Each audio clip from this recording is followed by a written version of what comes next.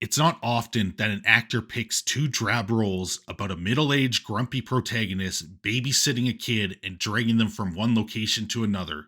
But here we are with Pedro Pascal in Season 3 of The Mandalorian.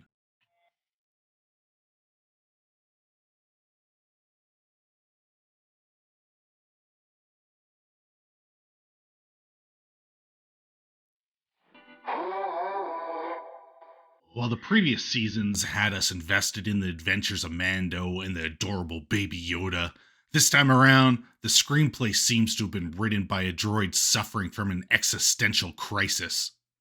At this point, Baby Yoda has been passed through more hands than the Olympic torch. And now, at the start of Season 3, he returns to his original babysitter, Mando. But now, instead of being a useless child whose only purpose is to distract the audience from realizing there has been zero plot since the beginning of the series, Baby Yoda is now a useless child that can fly starships.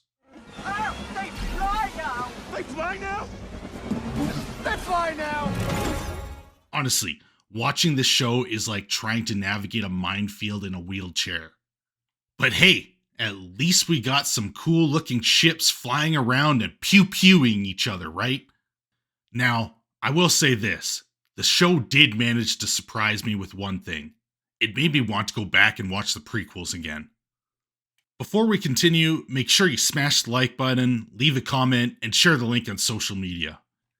It helps let YouTube know my videos are worth watching and will send out notifications. It really helps the channel. Now, if you like what I do and want to support my channel, consider becoming a channel member. You'll gain access to exclusive content like member live streams and have your name listed at the end of my videos. Young people from all over the globe are joining up to fight for the future. I'm doing my part. I appreciate every single one of my supporters, way more than you know. They're doing their part. Are you? Alright, enough grifting. Let's dive back into the dumpster fire that is Mandalorian Season 3. The first 4 episodes of Season 3 have been an absolute nightmare. It's like watching Jabba the Hutt take a dump.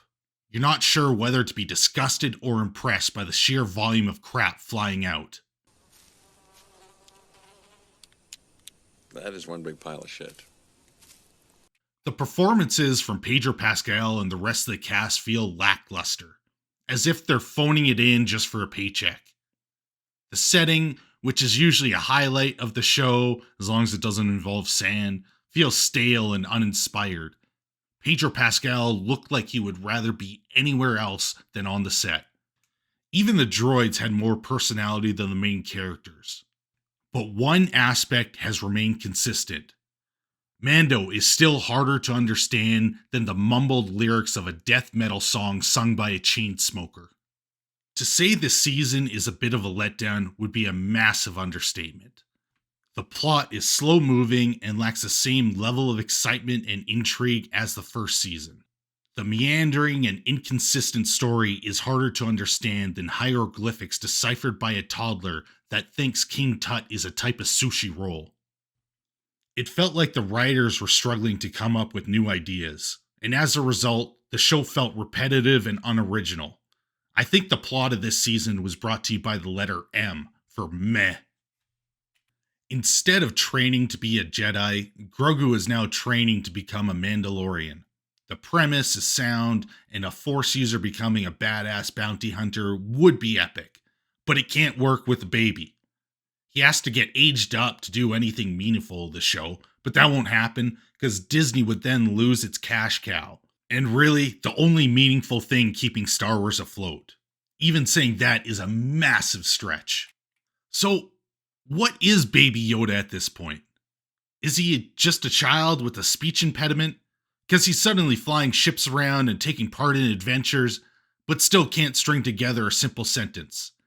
I mean, letting Grogu fly a starship is more irresponsible than letting a drunk Wookiee give you a back massage. Season 3 of The Mandalorian has the same energy as a low-budget cosplay convention. The plot lacks direction and seems to be held together with duct tape and a prayer to the Force. It's like the showrunners were playing a game of how many Star Wars references can we fit into one season, but forgot to make a coherent story. The plot of the show is like a game of Jenga played by a child with a vendetta against stability.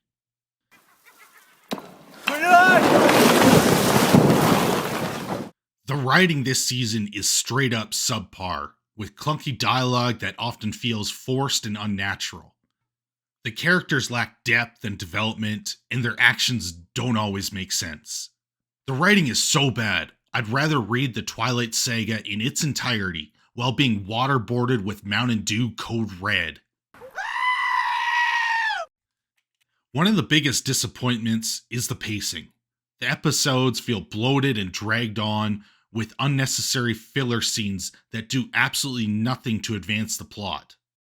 It feels like the show is stretching itself thin, trying to fill out a season when there isn't enough story to tell, even though it should be really easy to tell a story like this. The only thing that kept me awake during the show was the sound of my own screams. I don't think I'm very happy. I always fall asleep to the sound of my own screams. Do you think I'm unhappy? Even the action scenes are lackluster. The Mandalorian is known for its epic fight scenes. Just think back to the first time Boba Fett returned. That was an epic episode, with amazing fight scenes and perfect choreography. But this season feels like they are holding back.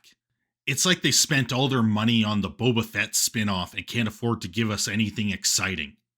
I haven't seen something this bad since my ex tried to show me her one-woman show where she turned Schindler's List into an interpretive dance. Honestly, I'm struggling to find anything positive to say about Season 3 of The Mandalorian. Watching the show is like trying to assemble IKEA furniture blindfolded, but instead of screws and bolts, you're handed a box full of human teeth and told to make it work. I don't know where the show can go from here. I don't even know if it can be salvaged at this point. Star Wars is effectively dead from the mismanagement of Disney. I have completely stopped caring about the franchise, which is sad to say, because I used to love it. Star Wars was something I watched when I felt sick or down. Watching it used to be a guaranteed way for me to feel better. But now it's a chore to watch. I simply don't care. The only reason I decided to watch this season was to make fun of the show for all of you, to brighten up your day with a laugh. At this point, watching Star Wars and The Mandalorian is like being trapped in a Groundhog Day loop of disappointment and regret.